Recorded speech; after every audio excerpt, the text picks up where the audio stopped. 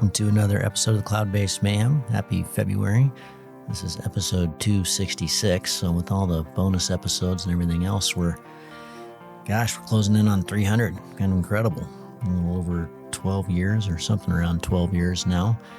And I got a great show for you today with Serena Ronchi. This is the second time she's been on the show. Serena is a Swiss pilot. The last time I had her on the show was March of 22, and she had won the XContest in the female category in 21, and then had a really bad crash, which is all documented in that one. And we revisit that crash in this one, just in case you hadn't listened to that show way back then. But just got swept up in really bad luck. It was a 1 out of 10 day in terms of risk, a perfect day for flying, no wind. She was coming into land in the high pressure day, and then Dust Devil got her as her best guess and put her down from high enough up to get really broken, and went through a long bit of rehabilitation, had to learn how to walk again. Her physical injuries are, she's now able to hike and fly race and is fully back into flying, but still has some leftover physical nerve stuff from that crash. So horrific accident physically, and also the emotional toll we get into quite a bit more in this one, and just the fear injury of all that, which she is still dealing with. She's gotten professional help on that and gone through some really cool things to deal with fear and the rattling around of what we deal with fear between the ears, and some great stuff for any of you who have had a fear injury or had an accident. She's remarkably optimistic and very good at articulating going through something like this. And I wanted to reach back out because she has been down to the Sertão now in Brazil 4 times. Still chases it really hard. She won XContest again this year. She was 3rd overall in the sport category, and again, first women, and put up some big numbers down in Brazil, 469, 441, 437, 342, 317, and a 315, as well as a big out and back from Reader Alp, a 325 flat triangle from near her home in the Valles in Reader Alp, which is a spectacular launch just down from Fiche, flying over the big terrain in the Alps, in the Swiss Alps. So we talk about that flight.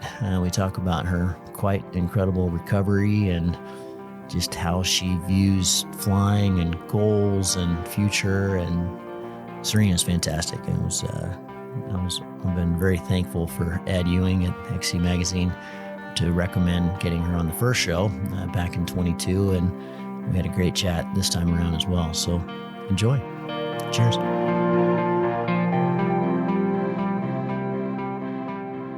Serena, it's been a few years. It's nice to see your smiling face there. I understand you're near Lake Geneva, near a flying site, a nice hike and fly site. And I think it's getting dark there and getting light here. So hopefully I'll be able to go do a little hike and fly later today after we're done talking. But it's nice to see your face again and nice to catch up again.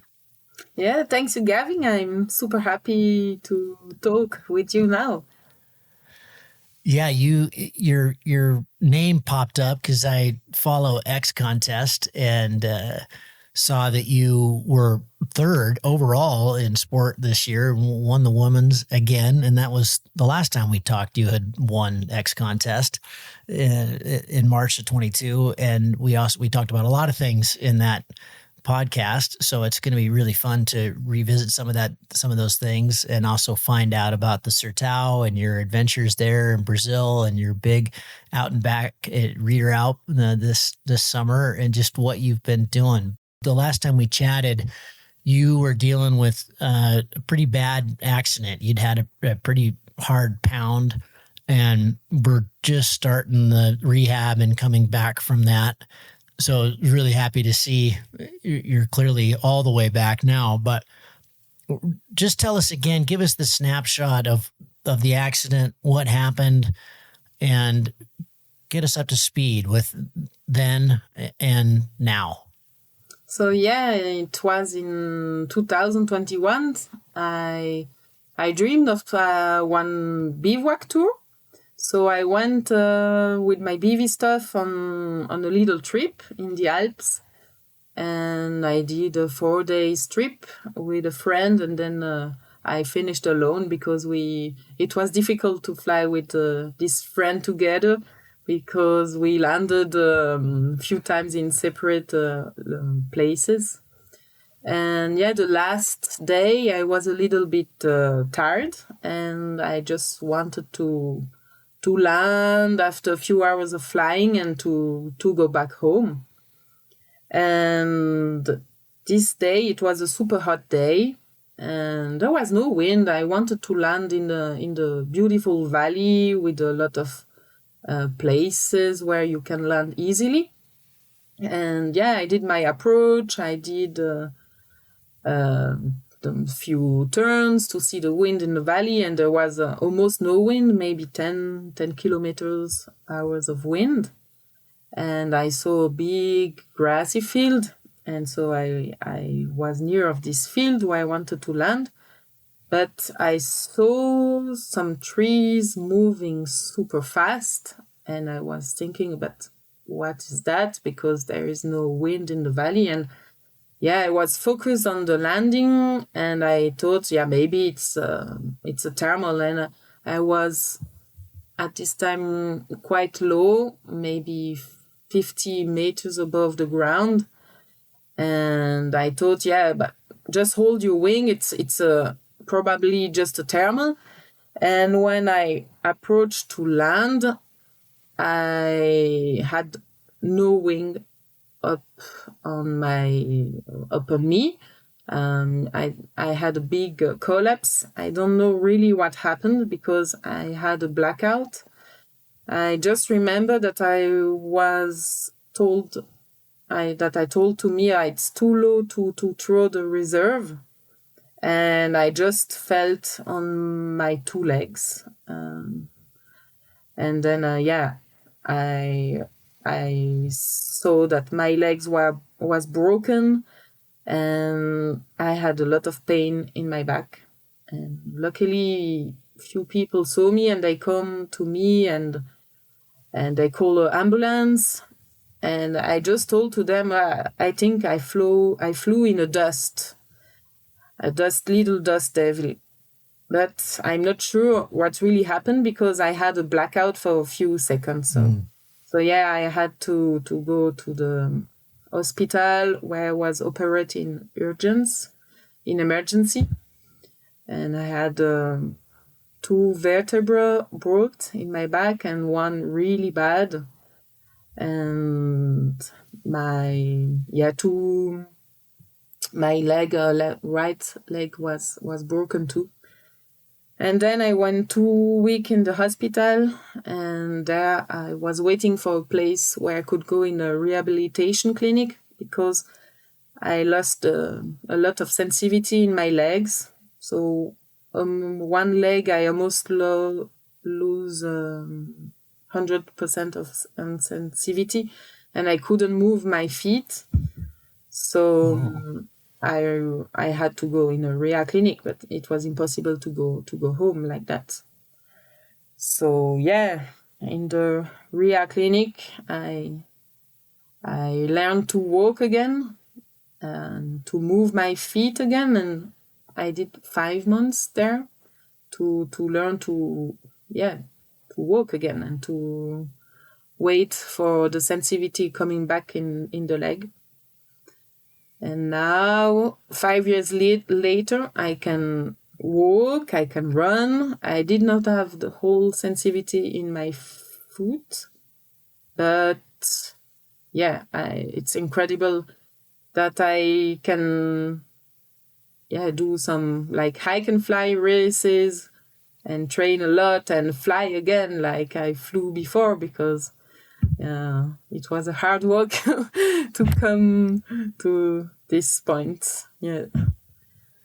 So the bad vertebra fracture, you did have spinal damage, but the nerves have mostly come back. You've gotten most of the feeling back. Mm-hmm. Yeah. I think I have 80% of my feeling that came back. I cannot move my toes on one feet really well. I don't have the sensitivity of the big toe, but I can do almost everything. The balance is a bit difficult on my right leg, but I don't need any help to walk. Yeah. How long after the accident, how long was it before you were able to fly again?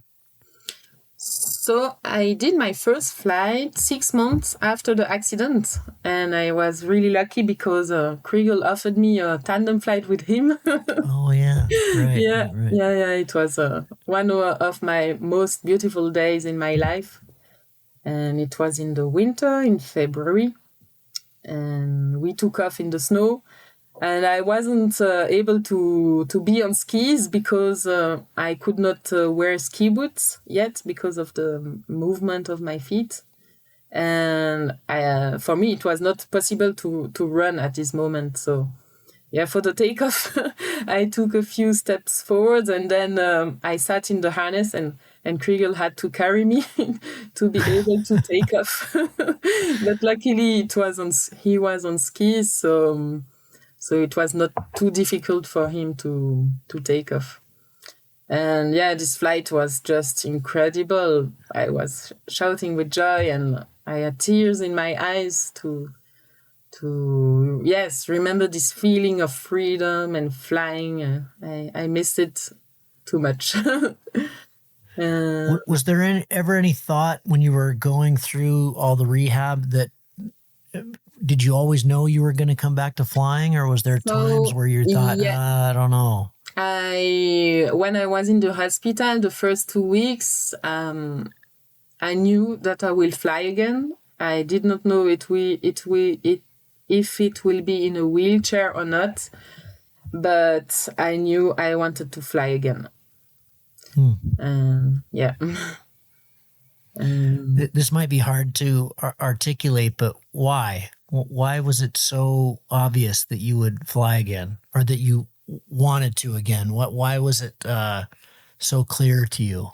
Because flying gave me so much joy and freedom, and for me, it's the best therapy I can have in the world. So I was sure I wanted to fly again. Yeah. And what about how long after was it that you flew solo? Was it pretty soon after the flight with Kriegel, or? Yeah, it was a few weeks after I did my first solo flight. I wasn't able to run, so I needed to find a place where I have a takeoff with wind. And I went on the little mountain in the middle of the flatland this day, and it was in the winter. But it was a fantastic day for flying because you had cumulus clouds every day, and I took off quite easily because there was like 15 kilometers per hour of wind, and yeah, I was very stressed but very excited too. And when I was in the air, I was really stressed to thermal.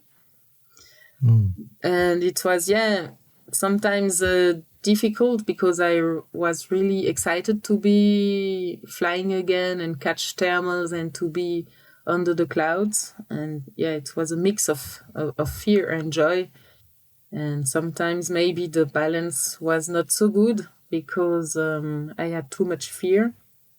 And so, when I had too much fear, I just left the thermals and went on the other place. And I flew about 2 hours this day, and I was super, super happy to be again in the sky. Yeah. Well, what can you describe? What does that fear look like? Because many people have had, we call them fear injuries in this sport, and they're not just in this sport, they're any kind of sport, and it can be from a really really scary incident that doesn't have any of the physical side of an accident, or it could be like yours that had the physical side and, you know, the months and months of rehab. What is the fear? Something that do you imagine something bad happening? Is that what's scary, or is it just scary to be in the air? For me, I had mostly fear when I was in thermals or in turbulences, because I was scared that my wing will close again. And I knew that it will block me to fly again in the Alps, because it was there where I had my accident. So it was quite okay to fly on the flatland or on little mountains. I had really no problem to take off and just do a sunset flight. It was really, I had this fear in strong thermals. But in little thermals or just flying around my home place, there was no problem. It was really, really in thermals. And yeah, the problem was that I wanted to fly often the whole day to do big cross-country flying, and I didn't want just to fly on the mountain where I live and to do some little flights. I really wanted to optimize the whole day, so to launch early and to land late. But for me, it was super difficult because I had often to land early because of this fear, and I was frustrated. And how do you deal with that? How does it eventually go away? Is it just time, or was there something active you were doing each flight, or when you're home visualizing? Were you doing? Did anybody help you with that? So yeah, I think the most important for me was to fly a lot in conditions that for me were calm, and I did a lot of ground handling. So I in many different conditions to regain confidence, maybe in light wind, in strong wind, in turbulences. I don't know. Maybe I did 50 hours of ground handling. Wow. Really, really a lot. Good for you. Yeah. Wow. And I did several hypnosis sessions, which helped me a lot to feel better in the air. So yeah, during my hypnosis session, I had to feel to imagine in a place where I feel really good. And while doing this, I had to do a sign with my body. It can be touch with 2 fingers in the hands together. And in the sky, when I was stressed, I had to touch the 2 fingers together and to imagine to be in this place. So that helped me a lot for flying again and to be less stressed in the sky. And yeah, in the air, when I was afraid, I often reassured myself by telling myself that I'm able to control my wing when I am on the ground. So why would it not be able to control it in the air? And yeah, sometimes I encourage myself like a sport coach. And when I was in the thermal, I told me, yeah, well done, Serena, you are doing great. You're climbing in this amazing thermal. And yeah, the higher you climb, the safer you are. Come on, go for it. And wow, you control your wing super good and things like that. So that just positive self-talk. Yeah, positive self-talk. The tapping and imagining yourself in a wonderful place. It's a type of training that you can do to retrain your brain. The kind of autonomic system. If you have a PTSD kind of event like you did, is this basically what that is? I don't know. You're retraining your brain to not see this as something so negative, right? I did that with a psychotherapist that just guided me through the hypnosis to be in this place where I feel good and give me the tricks to do it in the air when I felt stressed. How long did it take to feel close to mentally where you were before the accident, where really strong thermals, which you're going to get down in the Sertão. We're getting there down in Brazil, but certainly very strong conditions down there. That'd be a tough place to fly with a lot of fear. How long did it take? Was it weeks, months, years? I think years. And I think I'm still not as good mentally as I was before the accident. I still struggle with fear, and it's maybe can be strange. Some people tell me, yeah, but you do so big flights, it's not possible to be so scared. But I really think that I have more fear than before my accident. So it takes a lot of times, and I think I have maybe now almost 800 hours of flying after the accident, and I still I'm still scared sometimes in turbulences, and sometimes it's just irrational fear because I'm really high. I can be at 3,000 meter high, and I can be scared to push the speed bar. So yeah, it takes a lot of time. Do you ever feel like this is something you're forcing, or is it just still you get so much out of flying that it's worth dealing with this? I mean, it's hard to fly scared. That's tough. Yeah, it's a playing with the limits, your own limits. And sometimes it's difficult to find the limit. So I had to land a lot of time very early, because maybe the 2-3 first hours from the flight, it's soft thermals. And then when the thermal went stronger, I had to land, and I had to respect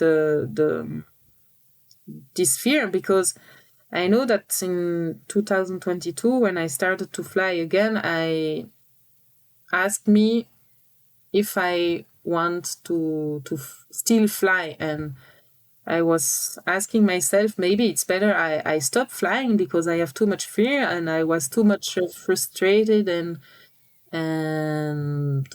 sad because I had to land, and it gave me too much negative feelings.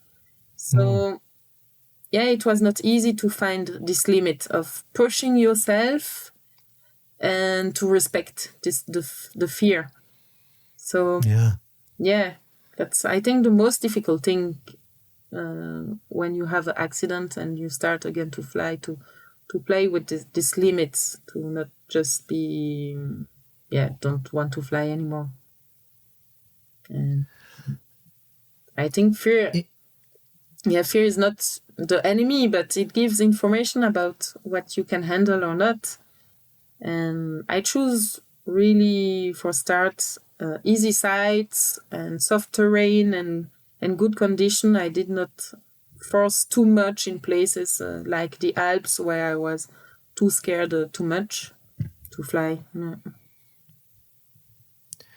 You mentioned when we first started recording that you're physically able to do pretty much everything, even hike and fly racing. How has that been? How is because when we talked the first time, you kind of had your eye on the X Alps potentially before the accident.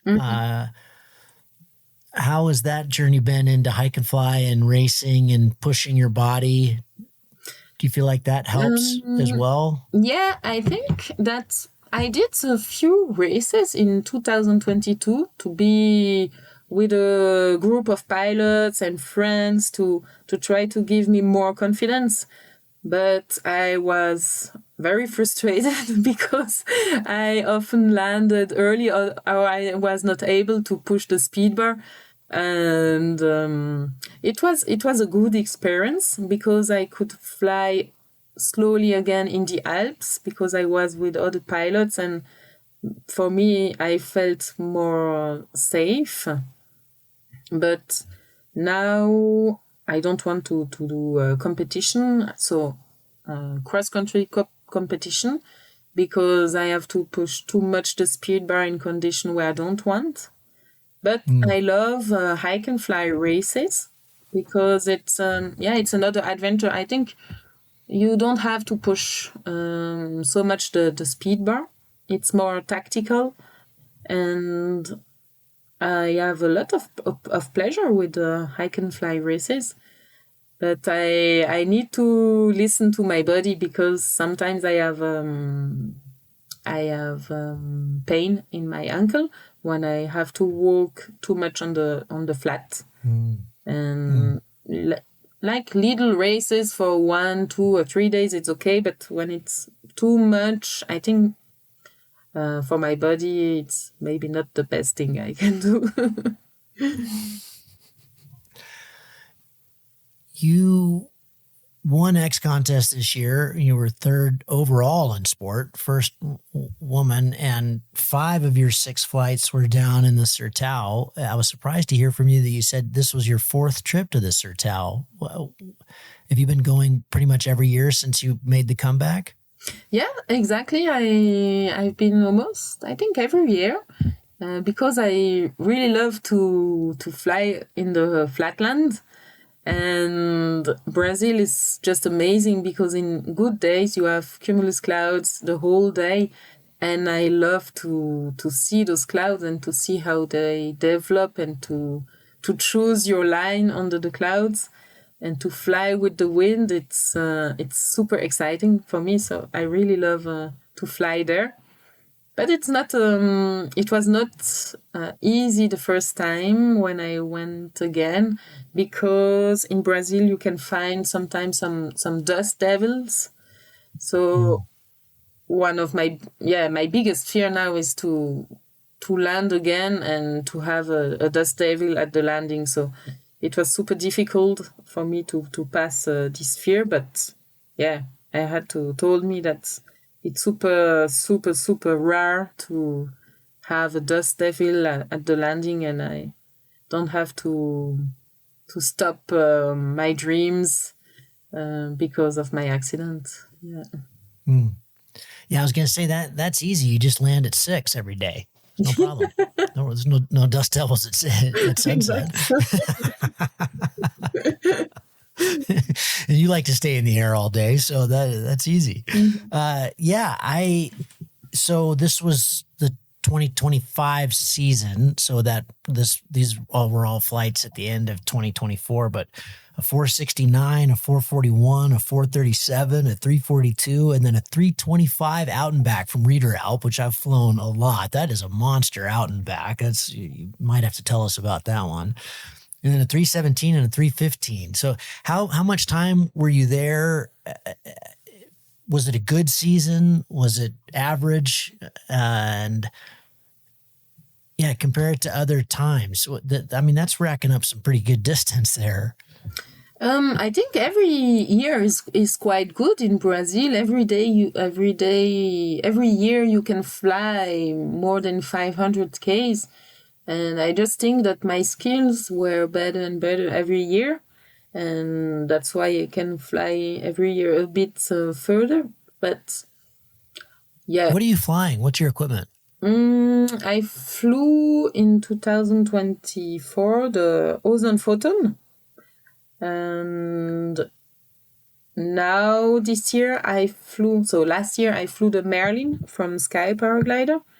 I changed because I felt better on the Merlin than the Photon. I think it's a more easy sea glider, 2-liner gliders, and it's more soft to fly. So it's less physical with the turns and the speed bar. I'm less tired with the Merlin with the photon. Hmm.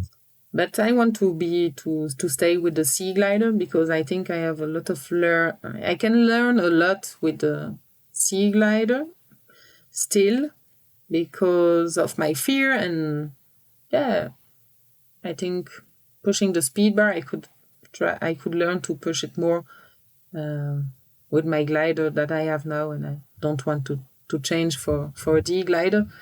I think I have flown maybe 800 or 1,000 hours with the sea glider, but I still feel that I can learn a lot with my sea glider. When you're always towing in Brazil, or are you doing the foot launch over at, I forget the name of the place? Yeah, Quixada. Asu and Quixada. Yeah, well, Quixada, but isn't there a foot launch place that's kind of near Kaiko as well? And there's Tacima. That's the only place I've flown is Tacima and Quixada. I've only been down there once, but and all mine were foot launches. I was never lucky enough to get the tow set up. But are you always towing, or are you doing both? I mostly tow. Sometimes I flew in Quixada when I did a big flight, and I wanted to fly the day after. I took off in Quixada, but this takeoff can be quite tricky because of the strong wind. So I really prefer to tow. But I think if the wind is light, Quixada is a super nice place to fly because you can soar at the beginning and wait for the good condition to start your flight. Yeah, it's pretty. It's cool. Nice little hotel there with a pool, and you don't see many flights out of Quixada anymore. That used to be the big thing, but people keep going east. What's the big pull to return there? It's just the flatlands. Yeah, it's the flatland, and the friends now I have that I want to see every year, and the people who live there in the Sertão, they're so kind, and when you land, early or not, you're super welcome to be with the people who live there. And they open the door with big arms, and they give you water, a chair, they give you food, and you forget your bomb out when you're invited to the house of the people, the Brazilian. Do you enjoy more, the flight you had from Reeder Alp? When you look back on your 2024 year, the 2025 XContest season, which flight or flights really stands out? Yeah, this flight I did from Reeder Alp, we had amazing conditions. So it was a day where you can start really, really early with cumulus clouds the whole day. And the thermal were strong, but not turbulent. So you could fly really fast, and you could fly straight for a lot of kilometers. And for this flight, I went to Chamonix, and then it was so easy that I thought, maybe I can go further, and I tried to go further. I did not know the area, but I just discovered a new area, and then I went back, and it was, I was in the flow, and everything was super easy. I just had a little moment with a little tricky part, because for me it was so easy that I was so high that I wanted to cross the Rhône Valley over Martigny in a straight line, and the line was too straight. I almost landed in the valley before Chamonix, and I was there for, I think, almost half an hour trying to go higher and higher because I was too low in the stability. So I lost a lot of time in this valley because, the conditions were so good that I thought I can fly straight. But yeah, the flights in the Satao, they're just magnificent too, because in the afternoon when you are 3,000 meters over the ground in the sunlight, it's just an incredible feeling, because yeah, you have clouds in front of you and you just follow the clouds, and it's a feeling that you cannot have in the Alps. That kind of straightforward flying in the flatlands where you just follow the clouds, drift with the wind. It's pretty special. It's, like you said, it's pretty easy to find a nice flow state, and it goes for a long time. It's nice when you're not fighting. Often when we're cross-country flying, we're fighting. It's nice to just cruise. Did you, Serena, are your goals, was your goal last year to chase XContest, or is that's not a part of it? Is it more that just happened? No, it was not a goal. My goal was really to feel better in the sky years after years, and to gain more confidence. And when you have more confidence, less fear, you have more pleasure. So that's one of my objectives this year too. I don't have big objectives. I think everything is coming with a good flow, and just listen to my limits.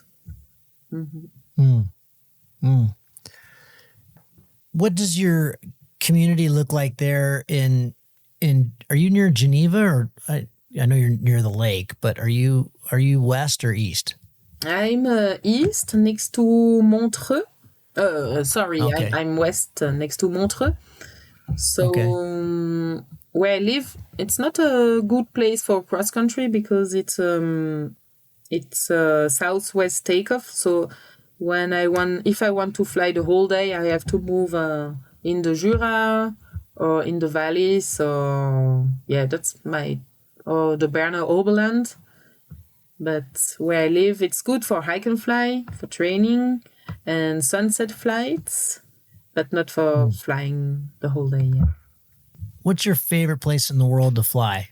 If you could pick the time of the year and the place and go there right now, where would you go? I would go to Brazil. Really? But, I would love to discover a lot of places, and I would love to go to Colombia, because I love conditions that are humid and cumulus clouds. And sometimes in Brazil you can have 1 week with no clouds, and the conditions are more tricky to fly.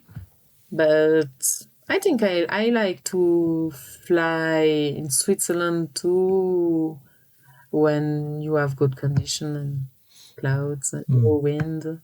But Brazil is really special. Are you pretty picky about your conditions? Is that kind of a part of the prerequisite of dealing with the fear and stuff? Are you really only trying to fly good days? I try. Sometimes I'm not sure about the conditions, so I try, and if I don't feel good, I land. And I have no problem now to land because I have fear, or I don't feel good, or I think I'm better to swim in the lake than flying. So it's quite cool, because I'm super motivated to move in different places, but if it's not good, I just land and do something else, maybe a hike and fly. What's your day job? What do you do when you're not flying? I'm a school teacher, a part-time school teacher. I work in a school for little children from 8 to 10. In a primary school, and next to that I do some tandem flights. I was able to realize my dream for sharing passion after my accident. It was one of the biggest thing I did after my accident. So I'm super happy to share this passion I work mostly in Interlaken, where there is a lot of work and lot of tourists, and sometimes I do little flights at my home place. And I would love to do cross country flights with the tandem. So it would be some coachings I can do with pilots who want to know how it's working. And I think this summer I will do that little coaching with the tandem in the Alps or in the Jura, because I think it's an easy way to explain live what you have to do when you do a cross-country flight with another pilot.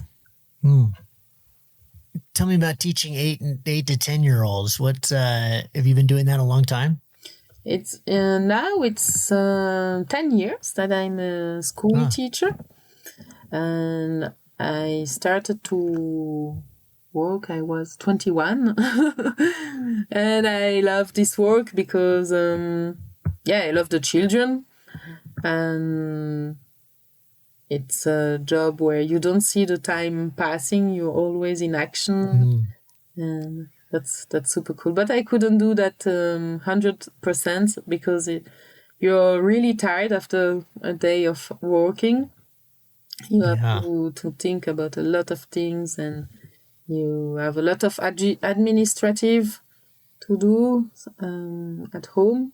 So it takes a lot of time, and it's cool to have this balance between tandem flying and school teacher. But I'm thinking about to quit my job next year to do more flying, more tandems, and traveling more to discover new countries, and to do maybe a big bivouac trip in the Alps.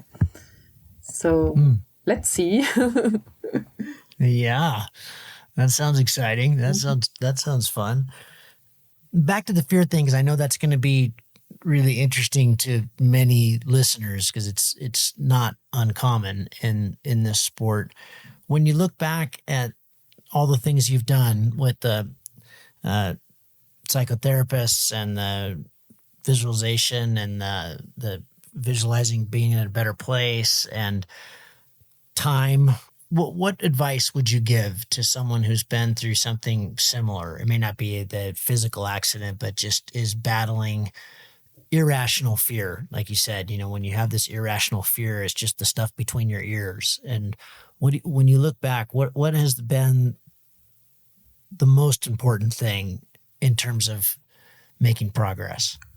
So I'm asking myself if I won't be maybe more fast to regain confidence if I would have bought a wing less difficult than the wing I flew when I had my accident. It was a C wing, and I bought the Alpina 4 after the accident, a new wing, because I did not want to fly the same wing that I have my accident. But it was still a C wing, and I bought this wing because I tested it before the accident and I felt good under it. But I think I could have done more progress with a high B wing. But at this time, I was not conscious about my fear. But now, years after, I think buying a wing that is more easy could be a good advice. And for sure, ground handling a lot. This helps a lot to regain confidence. And then to look at good conditions, to go in places where you feel good. So little mountains maybe, or flatland, places that were easy to fly with a easy takeoff, easy landing. Then it depends if you have your accident while flying or while taking off or landing. I think every accident, every fear is different. So I think it's really important to listen to the fear and to find the balance between pushing and listen to the fear. And I tried to do some SIV after the accident, but it was super difficult. I was really, really stressed. And you need to find a coach, a professional that can listen to, that can understand your fears and not pushing you too much. I had the luck that the coach in the SIV, they were always gentle and they understood my fear. So I could do little exercises to just, pushing a little bit more, but to respect the fear. And it took me 3 years to do a full stall again in the SIV. And I did the SIV every year to try to be able to full stall again. But I really wanted to do it, but in the sky, it was not possible for me.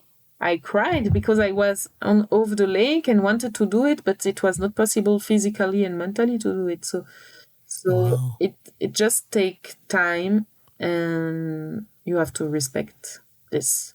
And if you push too much, I think you stop. And you have to do little steps. And sometimes you will have day when it's all going good. But sometimes you're maybe more tired and it will be more difficult to fly, and you have to land and accept that. But it's not easy, and maybe to see a psychotherapist could help too, because you could do hypnosis with him, and that helped me a lot. Yeah. When you view your accident now and think back to it, it's in 5 years, you hear from people who have bad accidents, they'll often say something along the lines of, I'm glad it happened. Is there any, do you share any of that? Is it could have been worse, but it could have been better. You know, would you, but often, I guess what I'm getting at is it can be really hard to learn the lessons that come out of an accident without having an accident. You know what I mean? That we all know that it's risky, but in ideally you have a cheap, we call it a cheap accident, where a very close call that teaches you, oh, okay, I can't do this, or I can't push in there, or I need more margin. But is there any bit of you that's happy this happened, or no, this is just all bad? I often ask myself about that. What would be my life without this accident? And it's super difficult to answer this question. I think now I enjoy more the moments than before, because I know that life can be sometimes super hard and in a super fast way. And I think I want to just work as much as I need to enjoy the life, because I don't know how long I would be able to do everything I do because of my back. So I just want to enjoy the life the most possible as possible. And maybe if I did not have this accident, I would work too much. I don't know. And enjoy less. I don't know. It's difficult to say. That is difficult. Serena, I thank you. Thank you for sharing your very personal journey and difficult journey. And I think many people will really appreciate, I certainly do, just this inside look at something that happens in our sport. It's something that most of us will grapple with at some point, unfortunately. So, but thanks for your guidance and insights into all of it, and congratulations on yet another huge year. and all the big flights and all the little flights. But thanks. I appreciate you coming on the show. Yeah, thank you, Gavin. For me, it's important to talk about fear, and I'm happy if it can help some other pilots to overcome the fear and coming back after an accident. Thank you.